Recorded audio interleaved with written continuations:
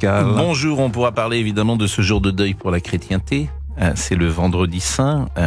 Aucune messe ne sera célébrée nulle part, ni ce vendredi, ni samedi. Et c'est peut-être le moment de rappeler le message de l'Église, qui est l'espérance. Quand certains disent que tout est fichu, eh bien non, tout n'est jamais fichu. Faut pas penser ça. C'est vrai, venant de vous, ça me fait plaisir. C'est exactement ce que je voulais vous dire. L'espérance. Fallait attendre le vendredi saint. Exactement. L'espérance est au cœur. Quand on est gaulliste, et quand on est chrétien, on peut pas penser que tout est fichu. Voilà. Ça, je suis heureux de vous l'entendre dire, Pascal. Les petits hommes gris, le temps d'un vendredi. Exactement, chère Catherine. Donc, mais c'est un petit homme de velours aujourd'hui, Pascal. Mais sérieusement, cette espérance, l'Église n'est pas une ONG. Et si l'Église renonce à crier précisément son espérance pour faire de la politique, et parfois le pape fait de la politique, je pense qu'elle perd peut-être son essence. Voilà.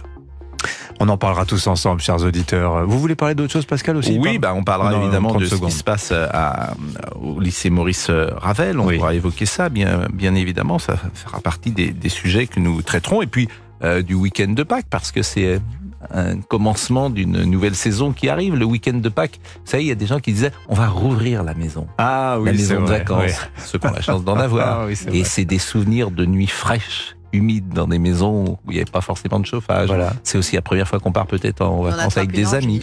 Exactement. Donc il y a quelque chose dans ces vacances de Pâques. Voilà, ce sera l'instant réminiscence. Et vous n'oublierez pas de changer d'heure, Pascal, ce week-end. Non, ça c'est horrible.